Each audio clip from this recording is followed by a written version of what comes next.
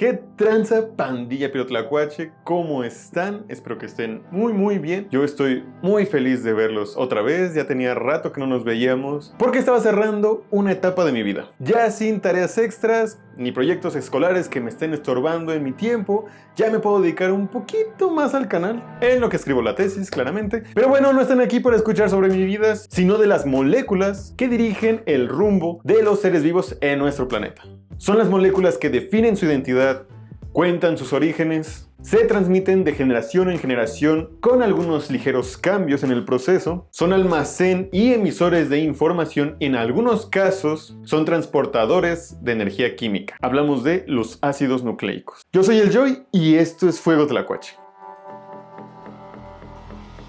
Creo que esta película responderá a todas tus dudas.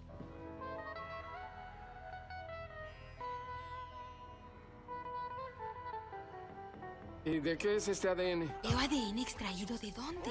Con muestras de ADN de toda vida inteligente en... Modificamos su estructura genética para... Vive, Spider-Man. Tu estructura de ADN está cambiando. Señor McClure, ¿qué significa ADN? Una cadena de ADN como yo es el prototipo para crear un ser vivo.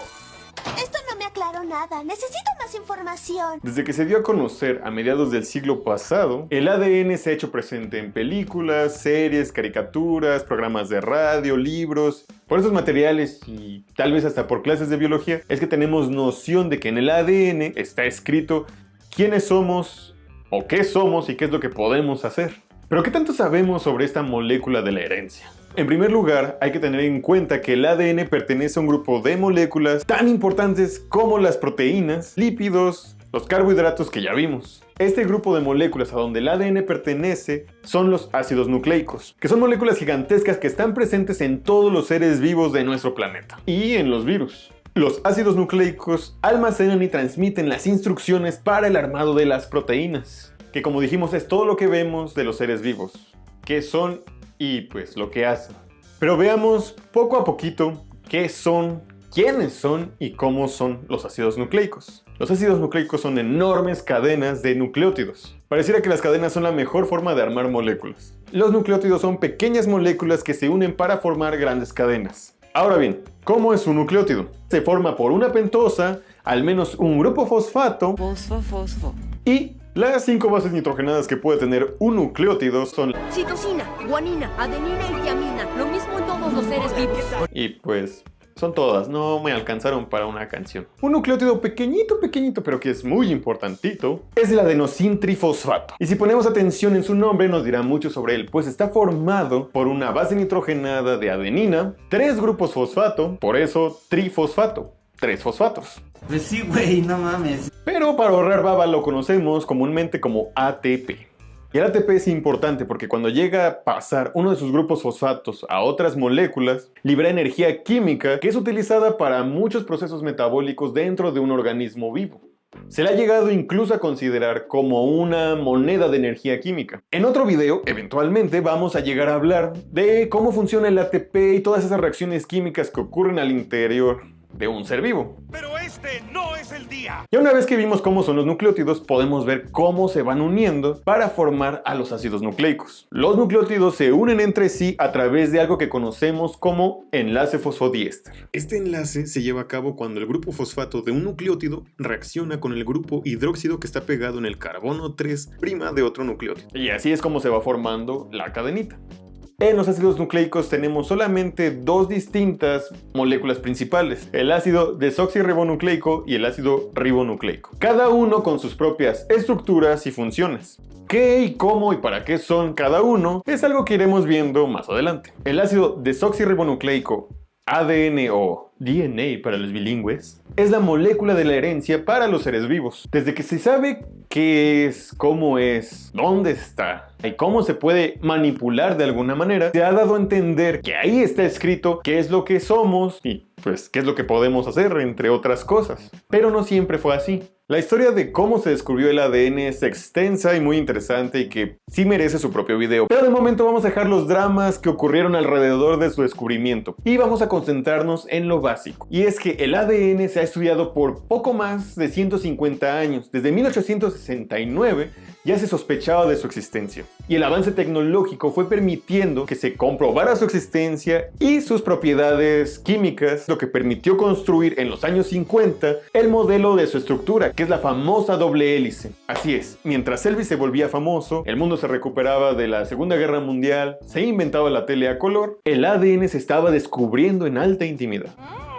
En 1952, Erwin Chargaff, un bioquímico de Estados Unidos, descubrió que en el ADN hay la misma cantidad de adenina que de timina, y que se repetía de igual forma con la guanina y la citosina. Esto permitió que más adelante se construyeran las reglas de Chargaff. Tiempo después, en Inglaterra, más precisamente en el King's College, Rosalind Franklin y su equipo lograron tomarle una fotografía al ADN a través de una técnica conocida como cristalografía de rayos X. Esto funciona como cuando se toma la fotografía de una sombra que proyecta a un objeto, como las fotos de sombra de Skinner en Los Simpson. Pero el viernes es noche de siluetas, mamá. En pocas palabras, le disparan rayos X a una molécula que está cristalizada, en este caso, un cristal de ADN, y cuando los rayos chocan con el ADN cristalizado, se desvían. Estos rayos impactan en un detector de rayos X. Al final se obtiene una imagen como esta. Con esta foto, que parece muy simple, se pudo inferir el diámetro y los patrones repetitivos de la molécula de ADN. Esta imagen llegó a las manos de James Watson y Francis Crick en la Universidad de Cambridge, quienes, haciendo observaciones junto con químicos y otros colaboradores, juntando datos, compartiendo ideas, echándose un cafecito, que es como funciona o debería funcionar la ciencia, en 1953 pudieron construir el primer modelo de la molécula de ADN. Y a partir de ese modelo y posteriores estudios y observaciones, se puede describir a la molécula de ADN de la siguiente forma. El ADN es una molécula que consta de dos cadenas antiparalelas de nucleótidos, que corren en sentido contrario una respecto a la otra, formando una doble hélice. Ambas cadenas se mantienen unidas por puentes de hidrógeno entre las bases nitrogenadas de acuerdo a las reglas de Chargaff. Lo anterior quiere decir que las adeninas se unen con las timinas y las guaninas con las citosinas. Las bases nitrogenadas quedan al interior de la molécula, mientras que un marco de azúcar y fosfatos queda en la parte exterior.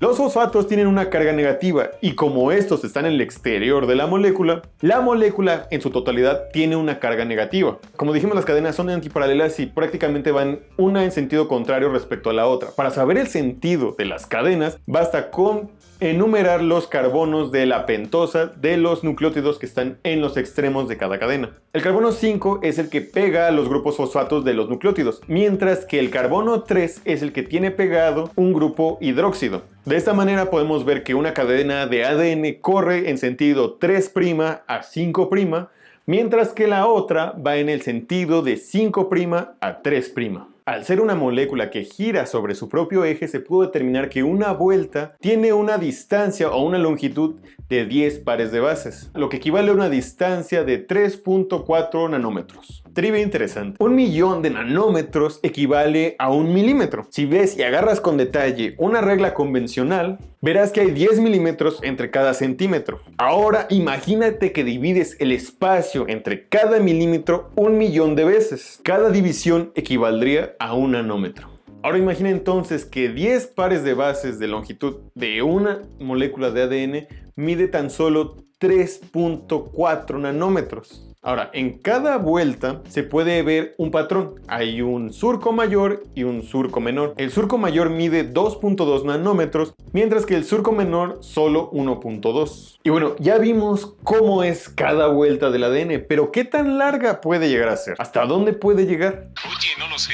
La longitud del ADN va a depender del organismo que lo contenga. Pero de manera general podemos decir que en algunas bacterias tiene una longitud de 1.7 milímetros, lo que eso es 870 veces la longitud de una bacteria promedio. ¿Crees que es poca cosa? Güey, 2 metros de ADN caben en cada una de las células de tu cuerpo. Información química que ha pasado de organismo en organismo, de generación en generación, en un proceso que ha durado más de 2.500 millones de años. Desde que los organismos más primitivos empezaron a utilizar ácidos nucleicos como molécula de transmisión de información, hasta dar con toda la diversidad que podemos encontrar en nuestro planeta, es en un proceso impresionante. Me emocioné, lo siento. Pero al punto al que te quiero llevar es que te preguntes ¿dónde carajos tienes metidos 2 metros de ADN en cada célula de tu cuerpo? ¿Cómo? ¿Cómo a una célula humana que mide alrededor de 0.1 milímetros le caben 2 metros de información química en forma de ADN? ¿Cómo es eso posible? Oye, no lo sé.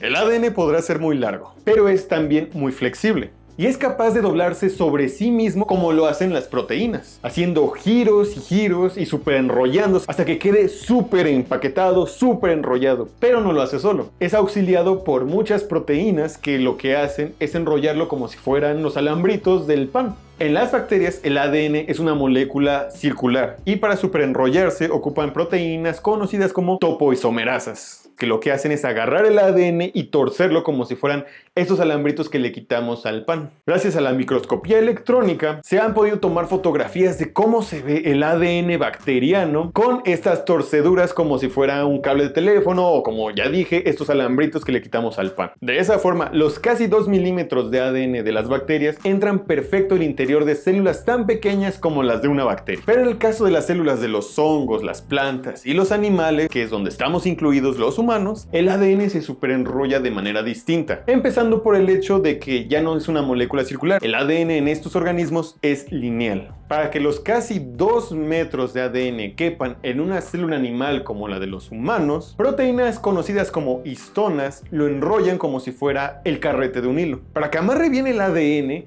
estas proteínas tienen una carga positiva y resulta que, como ya dijimos, el ADN tiene una carga negativa. Entonces, pues queda perfecto. Se pega bien por la atracción entre las cargas electrostáticas. La unión de las histonas con una porción de ADN lo conocemos como nucleosomas. Y cuando los nucleosomas se enrollan entre sí, a esta estructura la conocemos como cromatina.